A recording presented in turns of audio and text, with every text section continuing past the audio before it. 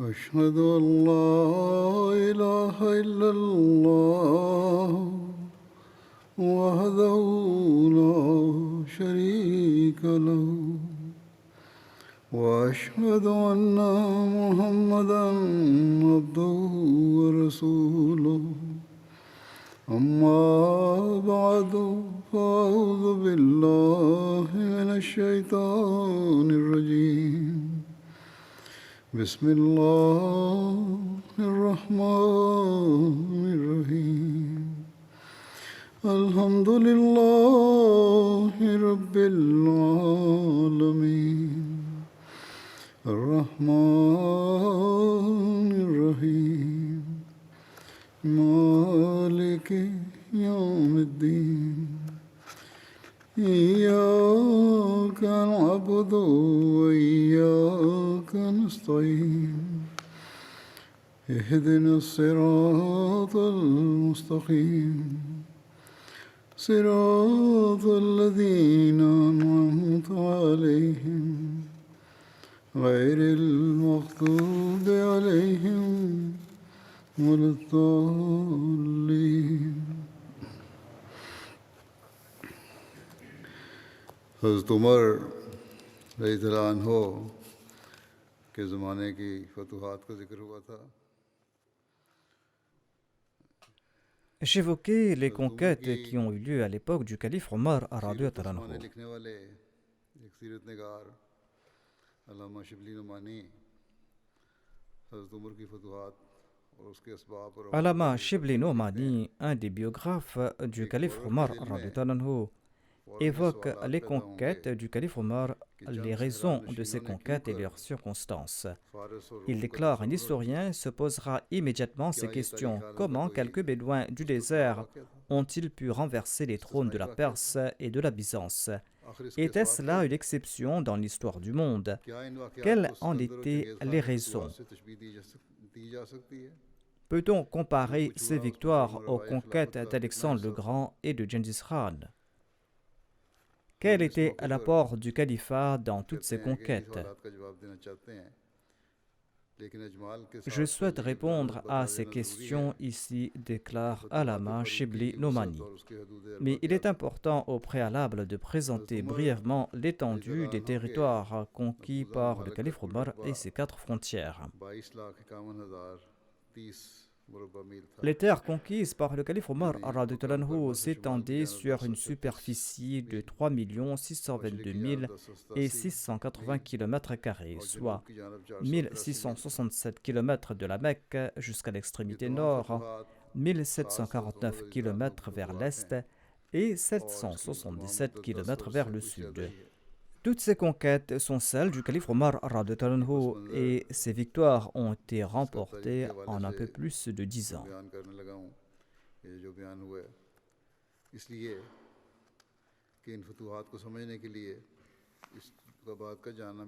J'ai présenté cet arrière-plan afin que l'on puisse mieux comprendre ces conquêtes.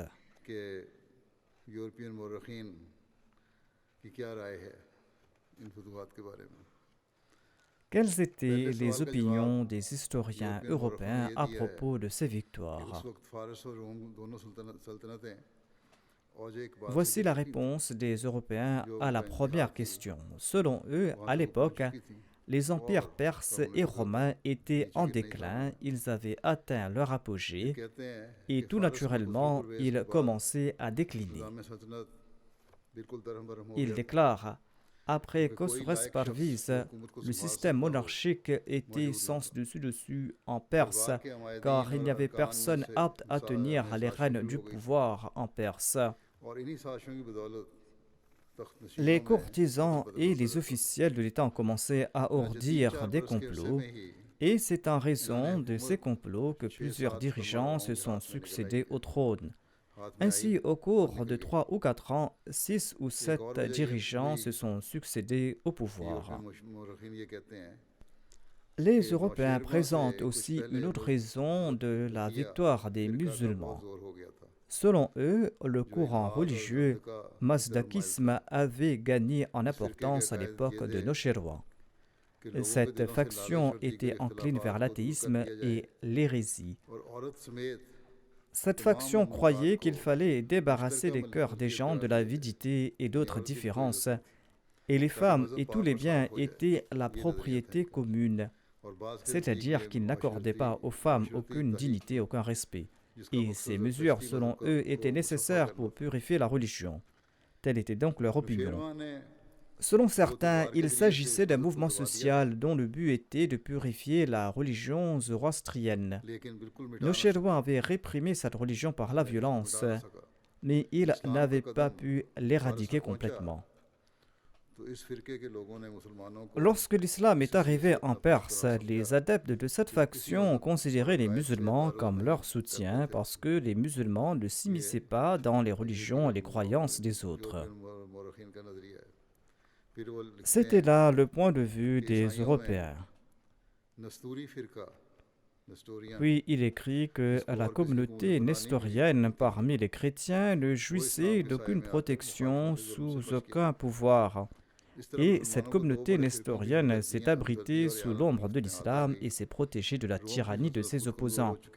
De cette façon, selon les Européens, les musulmans ont obtenu sans effort la sympathie et le soutien de deux grandes factions. L'Empire romain lui-même était affaibli et les dissensions entre les chrétiens étaient à leur comble à cette époque. Étant donné qu'à l'époque, la religion avait son mot à dire dans la gestion des affaires de l'État, ces dissensions ne se limitaient pas à la sphère religieuse et affaiblissaient le pouvoir. Allama Shibli dément ces opinions des historiens européens. Il déclare à ce propos: certes, cette réponse n'est pas entièrement dépourvue de réalité, mais il s'agit là davantage d'un déguisement de la réalité qui est typique de l'Europe. Sans nul doute, les empires de Perse et de Rome n'étaient plus à leur apogée à cette époque, mais la seule conséquence était qu'ils ne pouvaient plus rivaliser avec un empire puissant. Ce déclin ne signifiait pas qu'ils pouvaient être réduits en 1000 morceaux en confrontant des Arabes sans défense. Rome et la Perse étaient des experts dans le domaine militaire. Des manuels écrits sur l'art de la guerre en Grèce et qui existent encore aujourd'hui ont été appliqués par les Romains pendant une longue période. Ils disposaient également d'une abondance de provisions et de matériel et d'une variété d'armes. Et le nombre de soldats n'avait pas diminué. Et surtout, il n'était pas nécessaire pour eux d'envahir un pays, mais de défendre le sien en se réfugiant dans ses forteresses et dans ses places fortes. Peu de temps avant l'invasion musulmane sous le règne de Khosroes Pervez, qui était l'incarnation de la gloire de l'Iran, César avait envahi la Perse et il avait atteint Ispahan avec des victoires à chaque étape. Et César avait repris des Iraniens les provinces syriennes qu'ils avaient arrachées et il a rétabli l'ordre. On accepte unanimement que l'empire perse était au fait de sa gloire sous Khosroes Pervez. Il n'y avait que 3 ou 4 ans entre la mort de Khosroes Pervez et l'invasion islamique. Comment une telle nation et un tel empire aussi ancien s'est pu affaiblir en si peu de temps? Certes, l'alternance des souverains sur le trône a affecté le système, mais étant donné que les éléments de l'empire, dont le trésor, l'armée et les revenus, ne diminuent pas, lorsque Yazdjad est monté sur le trône et que les courtisans se sont tournés vers la réforme, eh bien, la même gloire a été restaurée. La religion mazdakite était présente en Iran, mais l'histoire ne présente aucun témoignage du soutien que les adeptes de cette religion auraient pu accorder aux musulmans. De même, nous n'avons aucune connaissance du soutien de la part de la communauté nestorienne aux musulmans.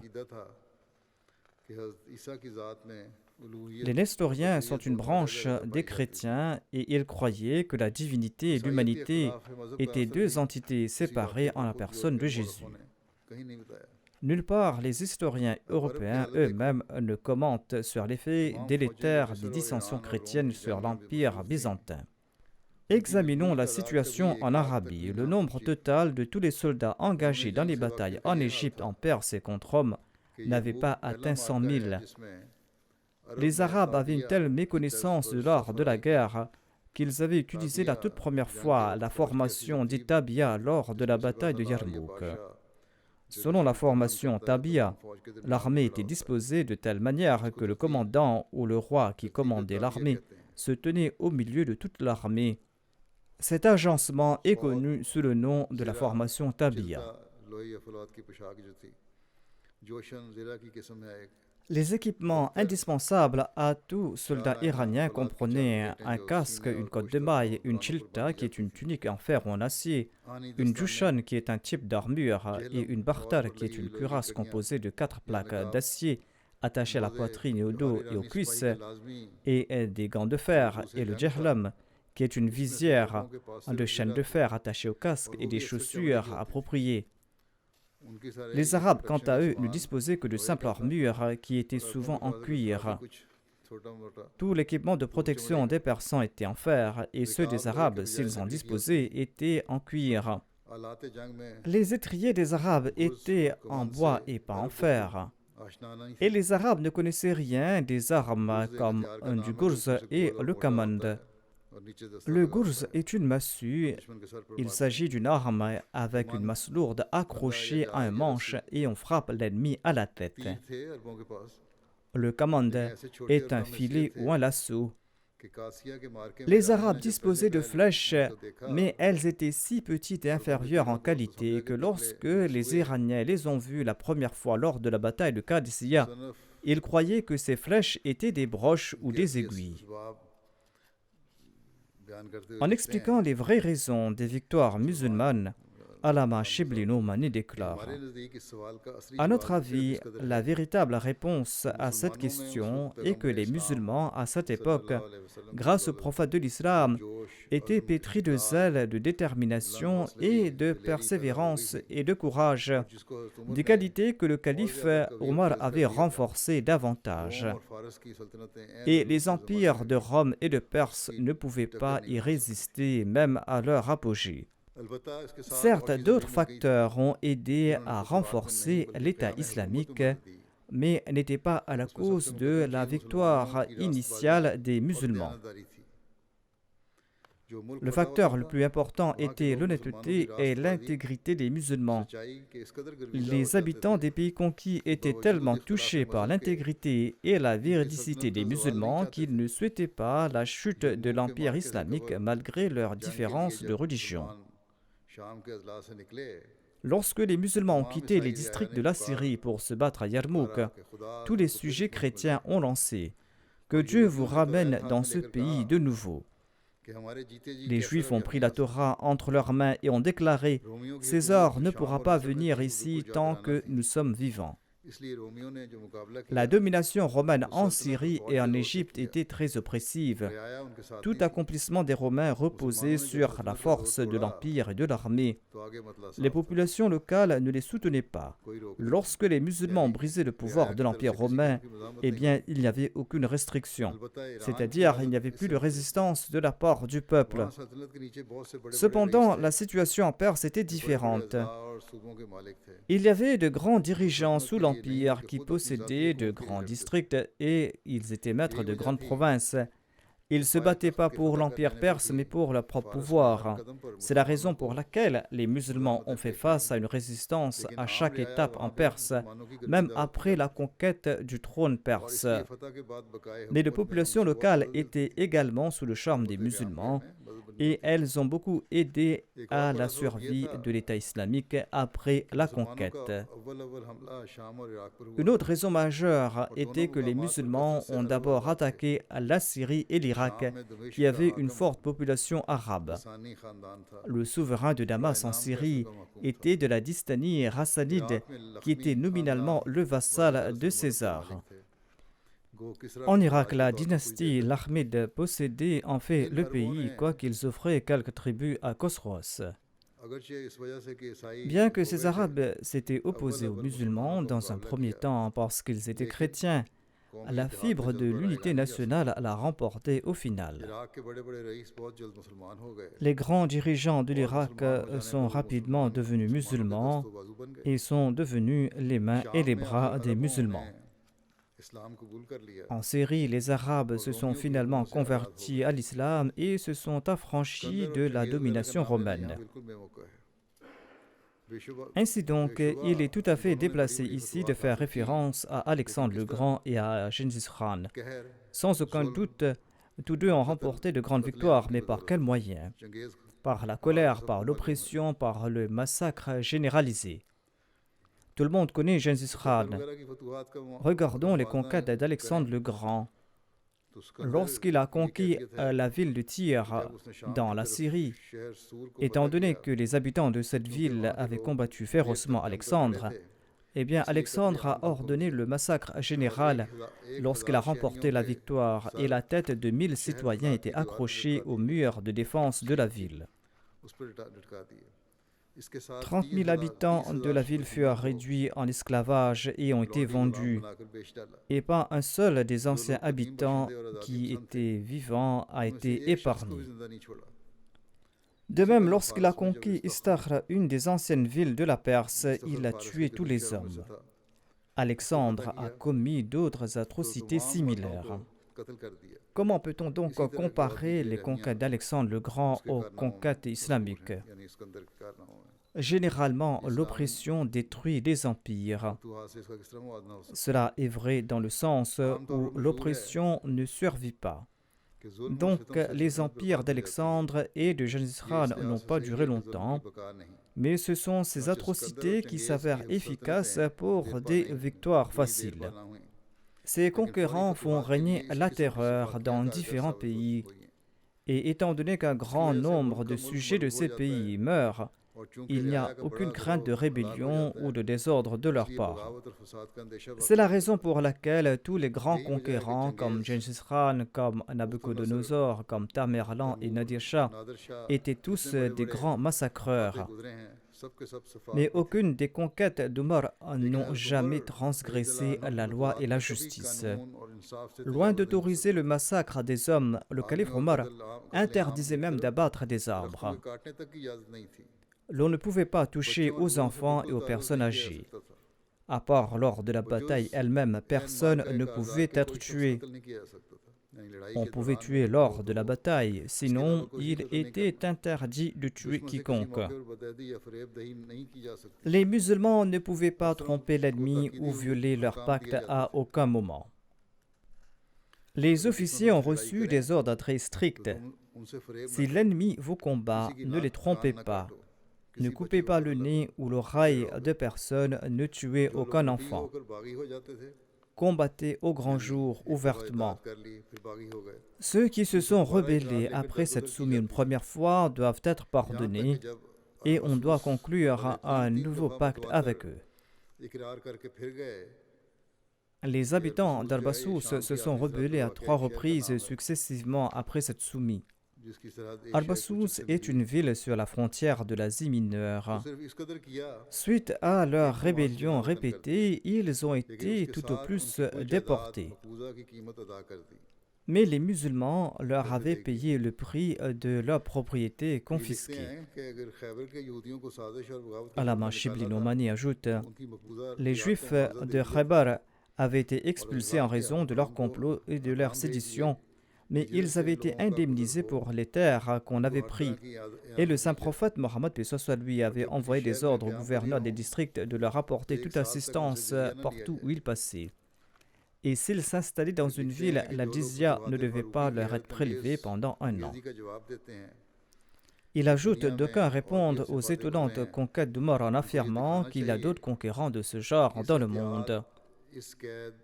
Ils doivent montrer quel souverain a conquis un empan de terre avec une telle précaution, avec une telle retenue et avec une telle compassion. D'ailleurs, Alexandre et Gengis Khan étaient présents en personne lors de chaque bataille et ils combattaient à la tête de leurs armées en tant que généraux. Ainsi, l'armée disposait à sa tête d'un général aguerri et qui de plus renforçait le moral des soldats de l'armée qui tout naturellement étaient prêts à se sacrifier pour leur maître. Le calife Omar radhiyallahu anhu n'avait pris à aucune bataille tout au long de son califat. Ses armées étaient à l'œuvre partout, mais les rênes de ces armées étaient entre les mains du calife Omar. Une autre grande et claire différence est que les conquêtes d'Alexandre et des autres étaient comme un nuage passager. Ces conquêtes gagnaient en intensité et s'estompaient. Ces conquérants n'ont pas établi d'État sur ces terres conquises. Contrairement à cela, les terres conquises par le calife Omar sont encore sous le contrôle de l'islam 1300 ans plus tard. Et au cours de son califat, Omar en personne avait mis en place toutes sortes d'arrangements pour la gestion de l'État.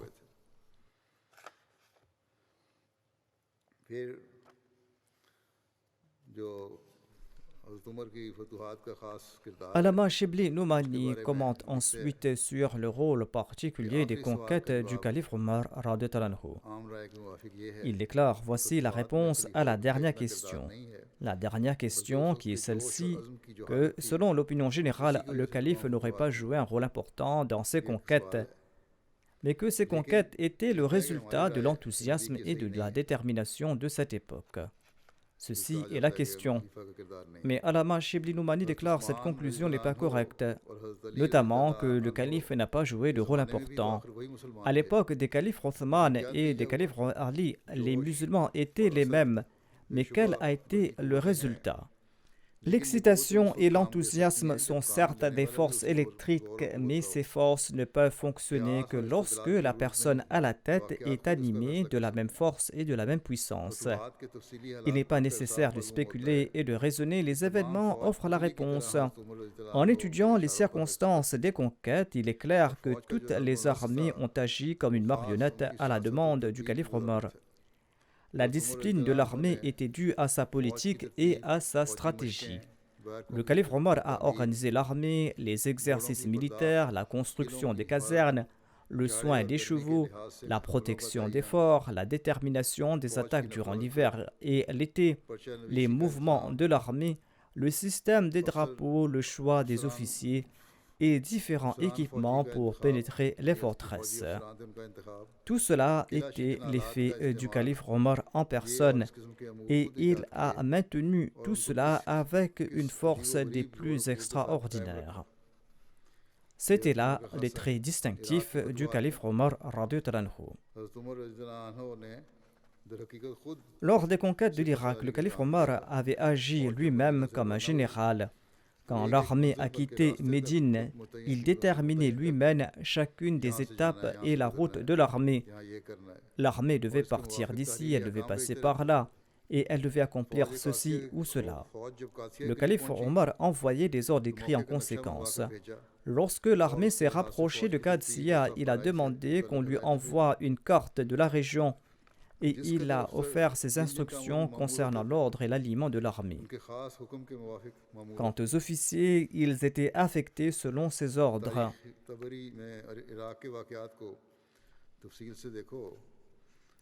Si vous regardez les événements en Irak en détail, selon le recueil de Tabri, vous allez constater qu'un grand général a fait combattre toutes ses armées de loin et tout se déroulait selon ses ordres.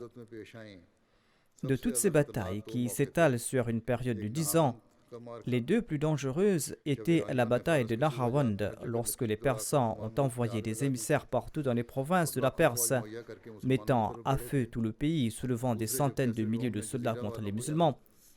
Et la deuxième bataille était quand César avait, avec l'aide des gens d'Al-Jazira, envahi à nouveau Homs.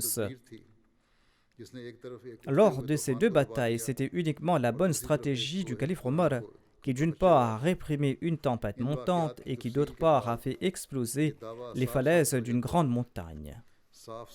Après avoir eu connaissance des détails de ces événements, il est évident que depuis l'aube de l'histoire du monde, personne n'a jamais été aussi victorieux que Omar al-Farouk, qui a été à la fois la personnification des conquêtes et la personnification de la justice. Il a remporté des victoires, certes, mais il a aussi établi la justice. Le saint prophète Mohammed lui avait l'habitude de prier pour le martyr du calife Omar radhiyallahu anhu.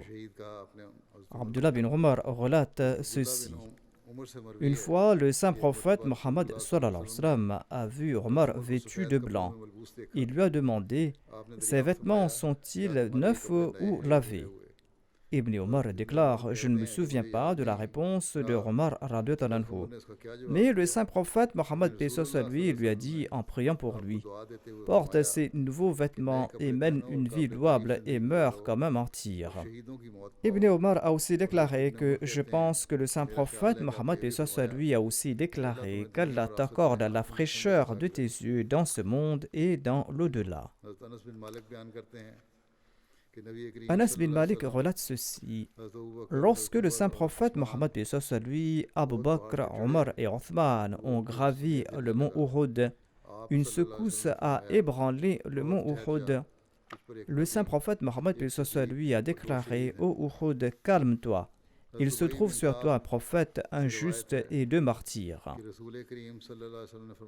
Ubay bin Ka'b relate que le saint prophète Mohammed lui a déclaré « L'ange Gabriel m'a informé que le monde de l'islam pleurera à la mort du calife Omar radhiyallahu anhu. » Il existe un récit sur les désirs du martyr du calife Omar radhiyallahu anhu. Hafsa, la mère des croyants et l'épouse du saint prophète Mohammed lui raconte « J'ai entendu mon père prier en ces termes « Allahumma zuqni qatlan fi sabilika wa wafatan fi baladi nabiyika » Ô Allah, accorde-moi le martyr dans ta voie et la mort dans la ville de ton prophète. Elle a déclaré, j'ai demandé comment cela est possible. Omar a répondu, Allah apporte son commandement comme il le souhaite. Hazrat Muslim Maud commente sur cette prière du calife Omar en ces termes. Il déclare, Omar était proche d'Allah. Et le saint prophète Mohammed lui avait même déclaré que s'il y avait eu un prophète après moi, il s'agirait de Omar radhiyallahu anhu. Après moi signifie immédiatement après ma personne. Le saint prophète Mohammed lui considérait que Omar était celui qui était digne aux yeux d'Allah d'être élevé du rang de martyr à celui de prophète, eu égard aux besoins de l'époque. Les opposants les plus farouches de l'Europe, en voyant les sacrifices de Omar, ont avoué qu'il existe très peu de personnes qui sont capables de pareils sacrifices et qui se sont effacés à ce point. Ces Européens exagèrent tant à propos des accomplissements de Omar qu'ils lui attribuent tous les progrès de l'islam. Mais ce même Omar avait l'habitude de prier en ces termes « Ô mon Seigneur, que ma mort soit à Médine et que je connaisse le martyr à Médine. » Hazrat Muslim Maud déclare que Hazrat Omar a fait cette prière dans la passion de l'amour, sinon cette prière est très dangereuse. Cela signifiait qu'il fallait qu'il y ait un envahisseur qui soit si capable qu'il conquiert le pays islamique pour atteindre Médine où il puisse tuer là-bas le calife Omar. Mais Allah connaît l'état des cœurs et Allah a accompli ce souhait du calife Omar et il a également protégé Médine des malheurs qui étaient apparemment cachés derrière cette prière, de telle sorte que le calife Omar est tombé en martyr aux mains d'un mécréant à Médine. En tout cas, la prière d'Omar démontre que l'unique signe de sa proximité avec Dieu était de sacrifier sa vie pour sa cause. Dans son sermon, le Muslim Maud a prodigué ce conseil aux Ahmadis. Il déclare, mais aujourd'hui, un signe de la proximité avec Dieu est que celui-ci sauve la vie de son serviteur.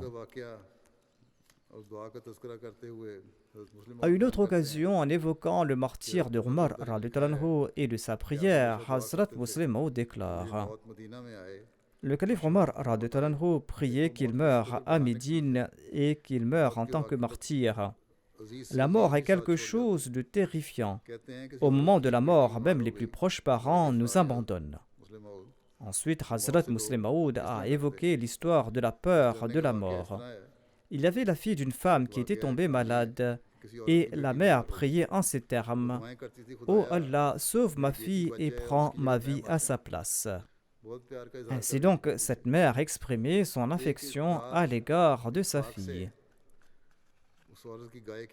Par hasard, une nuit, la corde de sa vache s'est desserrée et la vache a mis sa tête dans un ustensile et sa tête s'est coincée à l'intérieur.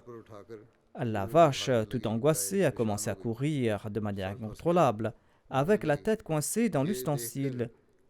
En voyant cette vache avec quelque chose à la place de la tête, eh bien cette femme a pris peur.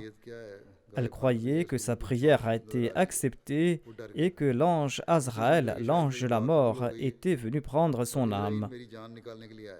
Elle s'est exclamée immédiatement: « Ô Azraël, ce n'est pas moi qui suis malade.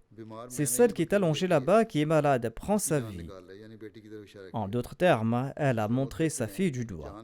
Hazrat Muslim Maud déclare: « La vie est donc si précieuse qu'on prendra toutes les mesures possibles pour la sauver. » D'une part, cette femme priait pour sa fille, mais lorsqu'elle a senti un réel danger, elle a immédiatement fait signe vers sa fille et a demandé qu'on lui ôte la vie.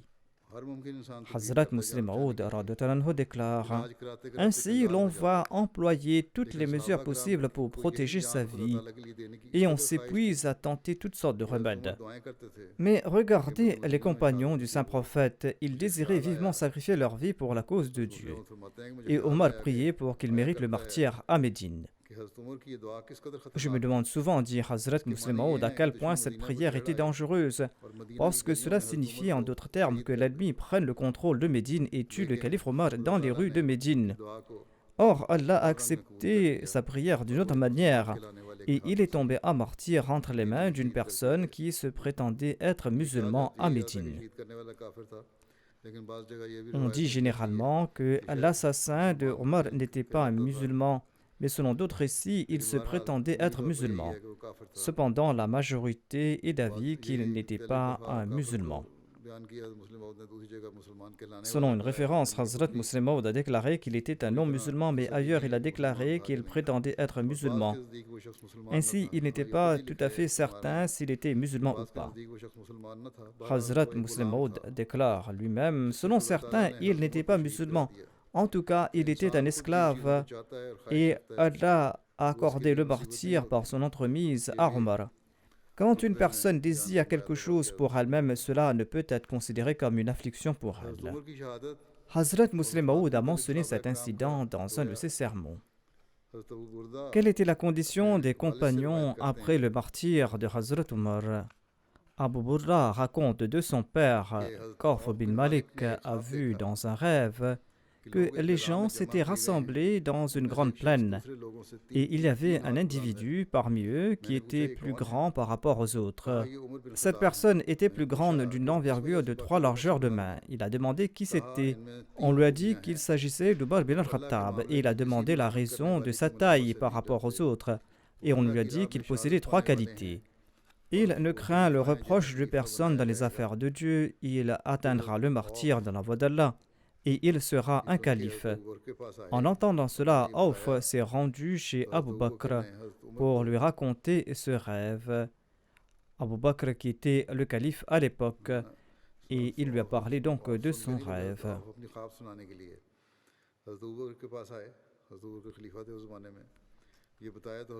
Le calife Abu Bakr a appelé Omar et il lui a annoncé cette bonne nouvelle. Ensuite, il a demandé à Awf de répéter son rêve.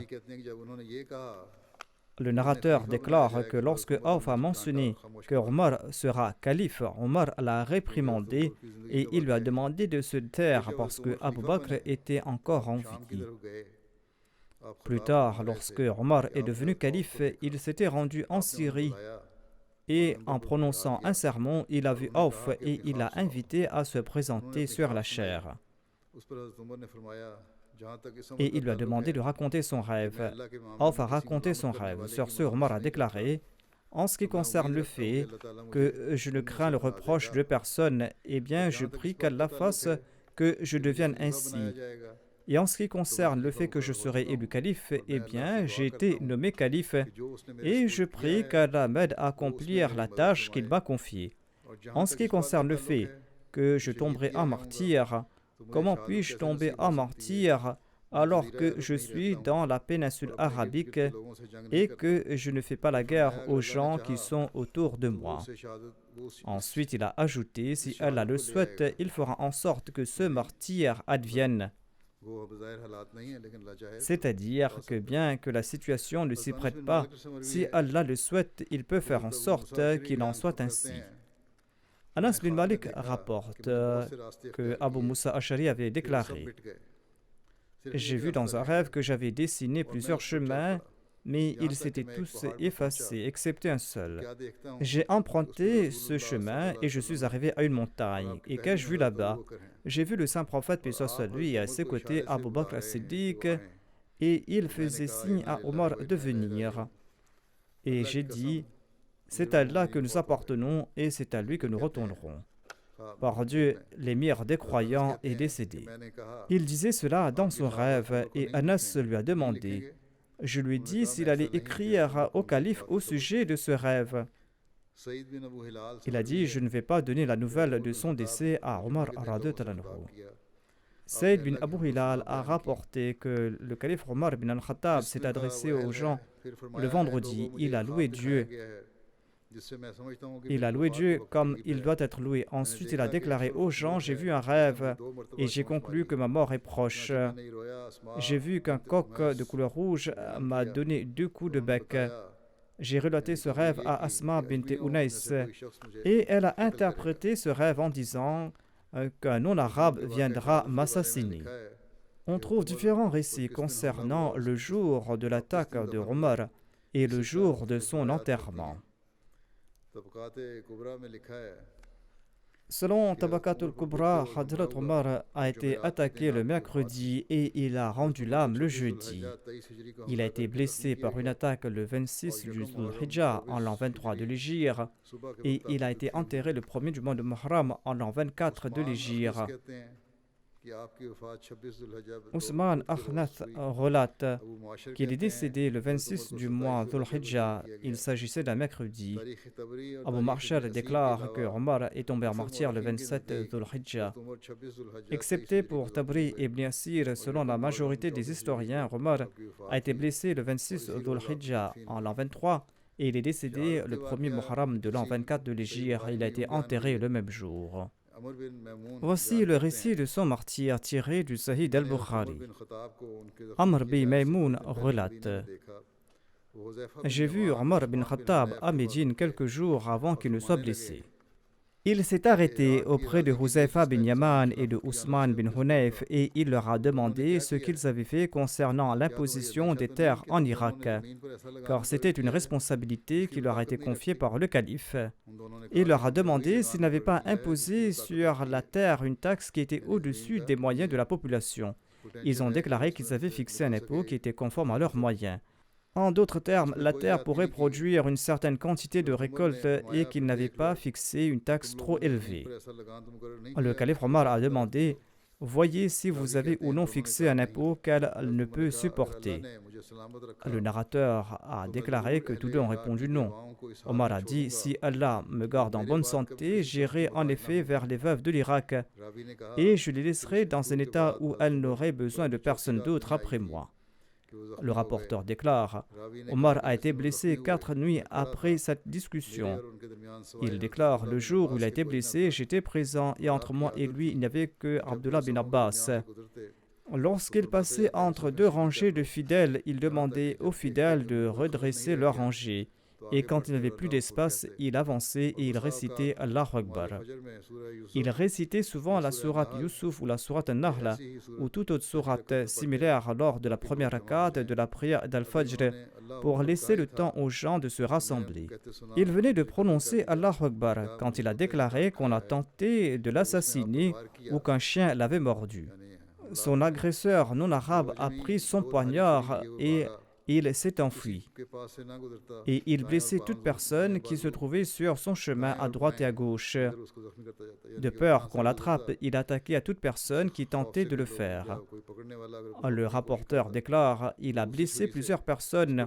En tout, il avait blessé 13 personnes, dont 7 sont décédées. » Parmi les musulmans, un des témoins qui était présent a jeté sur lui son manteau. Selon le recueil d'Al-Bukhari, le terme « bournous » a été utilisé. Il s'agit d'un vêtement qui comprend une partie qui permet de couvrir la tête. Il s'agit d'un long vêtement avec une capuche qui permet de couvrir la tête. On utilise ce terme pour une longue capuche. Ce musulman a lancé ce manteau sur l'assaillant et lorsqu'il a su qu'il n'avait plus d'issue pour lui, il s'est tranché la gorge. Omar a attrapé la main d'Abdurrahman bin Auf et l'a tiré vers lui. Le rapporteur déclare que ceux qui étaient proches de Omar ont également vu ce que j'ai vu. Ceux qui étaient dans l'enceinte de la mosquée n'étaient pas au courant de rien, excepté qu'ils entendaient la voix de Omar qui disait « Subhanallah, Subhanallah ». Abdurrahman a dirigé les gens dans une courte prière. Lorsqu'il a terminé la prière, Omar a demandé « Ibn Abbas, qui m'a attaqué ?» Ibn Abbas est parti se renseigner. Il est revenu en disant qu'il s'agit de l'esclave de Mughira. Omar a demandé « Celui qui est un champ-portier ?» Ibn Abbas a répondu « Oui ». Omar a déclaré « Qu'Allah l'anéantisse, j'avais ordonné qu'on le traite de manière noble. Je remercie Allah que je n'ai pas été tué des mains d'un musulman. » Ainsi, cela démontre qu'il n'était pas musulman. Omar a ajouté que « Ô Ibn Abbas, toi-même et ton père, vous souhaitiez qu'il y ait plus d'esclaves non arabes à Médine. » Abbas avait le plus d'esclaves. Ibn Abbas a répondu « Si vous le souhaitez, je vais agir. » C'est-à-dire que si vous le souhaitez, nous allons assassiner tous les esclaves non arabes présents à Médine. Omar a déclaré « Ce n'est pas juste, d'autant plus que maintenant ils parlent ta langue et qu'ils prient en se tournant vers ta Qibla et qu'ils accomplissent le pèlerinage comme toi. » Ainsi donc, de nombreux esclaves avaient accepté l'islam. Le rapporteur a ajouté « Nous avons ensuite porté le calife Omar radhiyallahu anhu chez lui. Je me suis rendu chez lui. » Et il apparaissait comme si les musulmans n'avaient jamais fait face à un tel malheur dans le passé. Certains disaient que rien n'allait lui arriver, d'autres disaient qu'ils avaient peur qu'il n'allait pas se rétablir. Finalement, on lui a apporté du nabith. Il en a bu, mais cette boisson est sortie de son estomac. Ensuite, on lui a apporté du lait. Il en a bu, mais cela coulait de sa blessure. Et les gens ont compris que sa disparition était proche. Amr bin Maïmoun déclare « Nous sommes partis vers lui et d'autres sont venus le voir et ils ont commencé à le louer. Un jeune homme est venu vers le calife Omar et il a déclaré « Ô émir des croyants, soyez heureux de la bonne nouvelle d'Allah. Bonne nouvelle que vous avez reçue en raison d'être un compagnon du saint prophète Mohammed paix soit lui et pour avoir accepté l'islam au début, comme vous le savez très bien. Ensuite, vous avez été élu calife et vous avez fait preuve de justice et maintenant vous allez mériter le martyre. » Le calife Omar a répondu « Je souhaite que tout cela soit équilibré pour moi, que rien ne soit retenu contre moi et que je ne reçois rien en retour comme faveur. » Lorsque le jeune homme était sur le point de partir, son vêtement inférieur touchait le sol. Omar a demandé qu'on lui rapporte ce jeune homme. Il a dit « Mon neveu, maintiens ton vêtement en place. De cette façon, ce vêtement va durer plus longtemps et ne va pas se déchirer en traînant sur le sol. Et cette action sera plus proche de la taqwa auprès de ton Seigneur. » En effet, à l'époque, les gens faisaient étalage de leur richesse en portant des vêtements longs qui traînaient au sol. C'est pourquoi le calife Omar lui a demandé qu'il ne doit pas faire montre de fierté et que cela est proche de la taqwa. Le calife a dit à Abdullah bin Omar « Va voir combien je dois comme dette. » Il a calculé sa dette et il devait 86 000 dirhams. Omar a déclaré « Si ma propriété familiale peut le rembourser, alors payez-en. Sinon, vous allez devoir demander au Banu Adi bin Ka'b de le faire. Si la propriété ne suffit pas non plus, eh bien vous devez demander aux Qurayshites, mais vous ne devez pas vous approcher d'autres personnes, vous devez payer cette dette en mon nom. » allez voir Aïcha et dites-lui, Omar transmet ses salutations. Et ne dites pas que je suis le chef des fidèles, car aujourd'hui je ne suis pas l'émir des croyants. Et dites-lui qu'Omar bin Khattab demande la permission d'être enterré à côté de ses deux compagnons, c'est-à-dire le saint prophète et Abu Bakr. Selon Umdatul Qari, le commentaire du Sahih al-Bukhari, Omar a dit cela lorsqu'il savait que sa mort était imminente. Et il y avait une indication pour Aïcha ici pour qu'elle n'ait pas peur du titre le chef des croyants. Abdullah a transmis ses salutations, a demandé la permission d'entrer. Elle est entrée et Aïcha était en train de pleurer. Abdullah a déclaré Omar bin Khattab vous transmet ses salutations et vous demande la permission d'être enterré à côté de ses deux compagnons. Aïcha a répondu je m'étais réservé cet espace, mais aujourd'hui je lui donnerai préséance sur ma personne. Abdullah est retourné et a informé le calife Omar. Et il a demandé qu'on le soulève et une personne l'a soutenu. Omar a demandé quelles sont les nouvelles que vous m'apportez. Abdullah a répondu ô émir des croyants, c'est ce que vous désiriez. Aïcha vous a accordé la permission d'être enterré là-bas. Le calife Omar a déclaré Alhamdulillah, je ne m'intéresse à rien d'autre. Lorsque je vais mourir, apportez-moi là-bas, transmettez mes salutations et dites qu'Omar bin Khattab demande la permission d'entrer. Si elle donne la permission, vous devez m'enterrer dans cette pièce, sinon qu'on me retourne et qu'on m'enterre dans le cimetière des musulmans. Hafsa, la mère des croyantes, est venue avec d'autres femmes. Nous sommes partis. Quand nous les avons vues, elles sont entrées et elles ont pleuré pendant quelque temps. Ensuite, les hommes ont demandé à entrer et ces femmes sont parties dans une autre pièce et nous pouvions les entendre pleurer de l'intérieur. Les gens ont suggéré ceci au calife Omar en disant « Ô émir des croyants, nommez un successeur ». Le calife Omar a répondu « À mes yeux, personne n'est digne à ce poste que ceux avec lesquels le saint prophète Mohammed était satisfait avant sa mort. » Ensuite, il a mentionné Ali, Othman, Zubair, Talha, Saad et Abdurrahman bin Auf et il a déclaré Abdullah bin Omar participera avec vous, mais il ne sera pas éligible pour être élu calife. Si le califat est accordé à Saad, il sera calife. Sinon, quiconque est élu émir parmi vous devra lui demander son aide, car je ne l'ai pas écarté en raison de quelque incompétence ou en raison de quelque malhonnêteté. Omar a ajouté, je recommande à mon successeur de prendre soin des premiers émigrants, de reconnaître leurs droits et de protéger leur honneur et tout ce qui leur est sacré. Je lui recommande également d'être bienveillant à l'égard des Ansar qui étaient à Médine et qui avaient embrassé la foi à Médine avant l'arrivée des émigrants. Je demande au nouveau calife d'accepter le bien des justes de parmi eux et de pardonner ceux d'entre eux qui sont coupables parmi eux. Et je lui recommande également d'être bienveillant à l'égard de tous les habitants de la ville, car ils sont les protecteurs de l'islam et la source de la richesse de l'islam et la source de contrariété pour l'ennemi. Je lui recommande également de ne rien leur prendre sauf de leur surplus et ce avec leur consentement. Je lui recommande également qu'il soit bienveillant envers les Bédouins arabes, car ils sont à l'origine des Arabes et à la matière première de l'islam. Le premier calife ne devra pas prendre de leurs biens que ce dont ils n'ont pas besoin et devra le distribuer parmi les pauvres parmi eux. Je lui recommande également de respecter l'engagement pris avec les protégés d'Allah et de son envoyé et de les défendre et de ne pas les surcharger de ce qui dépasse leurs capacités. Le rapporteur déclare quand Omar est décédé, nous l'avons transporté à pied.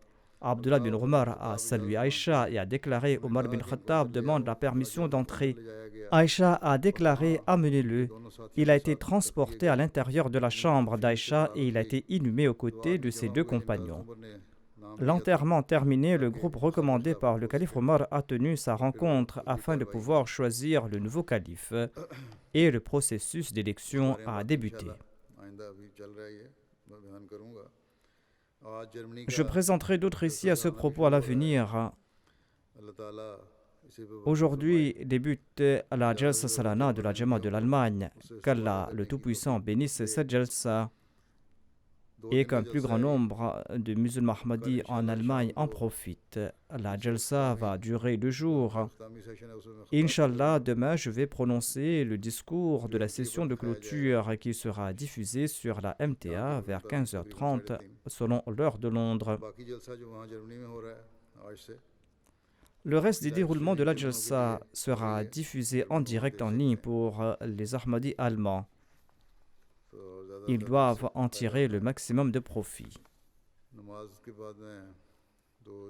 Après la prière de Jumu'ah, je vais accomplir les prières funéraires de 2 personnes en absence de leur dépouille. La première personne se nomme Kamaruddin Sahib, qui était un missionnaire en Indonésie. Il est décédé récemment à l'âge de 165 ans. Inna lillahi wa inna ilayhi raji'un. Il avait accepté l'Ahmadiyya en 1972 à l'âge de 15 ans. Et après ses études élémentaires, il s'est consacré au service de la communauté. Il s'était rendu au Pakistan pour sa formation religieuse et le 30 juin 1986, il a obtenu son diplôme de Shahid. Ensuite, en juillet 1986, il a été nommé missionnaire. Le défunt récitait le Saint-Coran d'une voix très mélodieuse et très émouvante.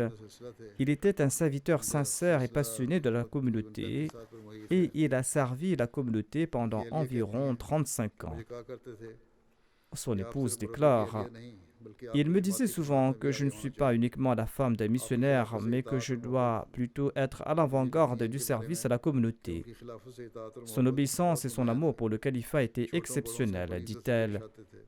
Il traitait les jeunes et les vieux avec respect et chaque fois qu'il parlait à un autre Ahmadi, il recommandait toujours l'amour et la loyauté pour la communauté et il encourageait les autres à servir la communauté dans la mesure du possible. Et à chaque fois qu'il rencontrait un non-Ahmadi, il lui transmettait le message de l'islam et de l'Ahmadiyya et il lui parlait avec un grand amour. Et il parlait avec un tel amour qu'il réjouissait les cœurs des autres. Il accomplissait la prière de Tahajjud même au cours de sa maladie.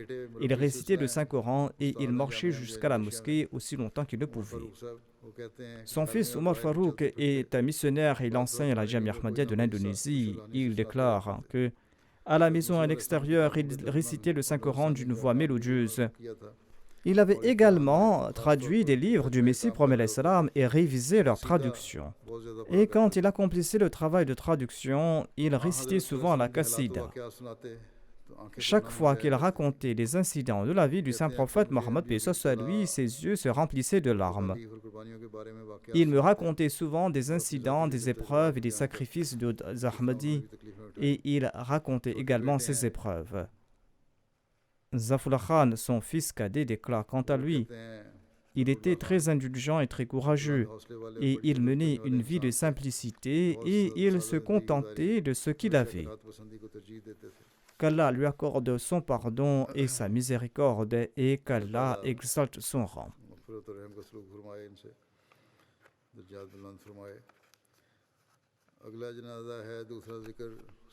Ensuite, je vais diriger les prières funéraires de Sabiha Haroun Sahiba, épouse de feu Sultan Haroun Khan Sahib. Elle est décédée récemment à l'âge de 73 ans. Inna lillahi wa inna ilayhi raji'un. Son père était le premier Ahmadi de la famille. Après des recherches personnelles, il avait fait la bayra aux mains du Muslim Maud à l'âge de 18 ans. Ensuite, le grand-père paternel de la défunte a accepté l'Ahmadiyya, c'est-à-dire il l'a fait après son fils. Elle a accordé à la défunte 3 fils et 3 filles. L'un de ses fils est le gendre du 4e calife.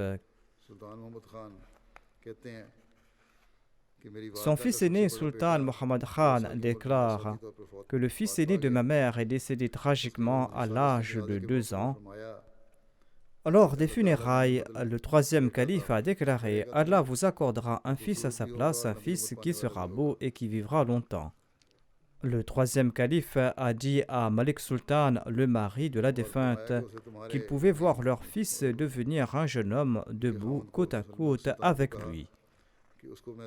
Sultan Ahmad Khan, le fils de la défunte, déclare quant à lui: Depuis mon enfance jusqu'à maintenant, j'ai eu la chance de passer beaucoup de temps avec ma mère. C'était une dame qui était très aimante et elle pardonnait les erreurs des autres et elle n'était jamais coupable de médisance. Mahmouda Sultana, la fille de la défunte, déclare quant à elle: ma mère était très pieuse et elle avait un caractère très calme. Elle possédait de grandes qualités et elle aimait beaucoup la communauté et elle avait un grand amour et une grande obéissance à l'égard du califat et elle conseillait également la même chose aux autres. Elle possédait de très bonnes qualités et prenait soin de sa famille. Son hospitalité était très réputée dans sa famille. Elle n'a jamais blessé les sentiments de personne et elle avait une forte aversion pour la médisance et nous conseillait toujours de nous en abstenir. Si jamais il y avait un rassemblement dans lequel les gens médisaient, elle quittait ce rassemblement et son mécontentement était visible sur son visage. Elle était toujours indulgente et elle n'a jamais prié contre la personne qui avait mortellement attaqué mon père. Et elle disait toujours qu'elle priait qu'Allah le guide. Elle avait une place particulière dans son cœur pour les malades qui étaient pauvres et elle les aidait de manière très discrète. La fille de la défunte Wajiha Sahiba déclare quant à elle: elle était de nature très calme et elle faisait beaucoup d'aumônes. Elle faisait l'aumône discrètement et n'aimait pas en parler. Qu'Allah le Tout-Puissant lui accorde son pardon et sa miséricorde et qu'Allah permette à ses enfants de perpétuer ses bonnes œuvres.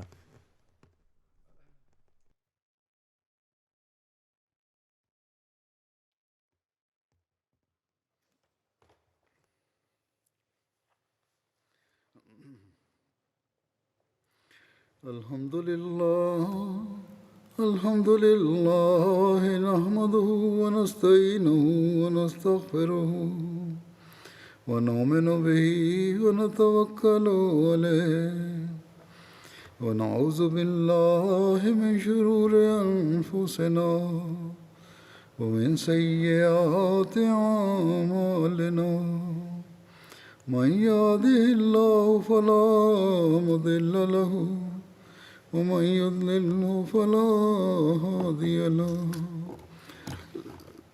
ونشهد أن لا إله إلا الله ونشهد أن محمدا عبده ورسوله عباد الله رحمكم الله إن الله يأمر بالعدل والإحسان وإيتاء ذي القربى وينهى عن الفحشاء والمنكر والبغي يعظكم لعلكم تذكرون اذكروا الله يذكركم وادعوه يستجب لكم ولذكر الله أكبر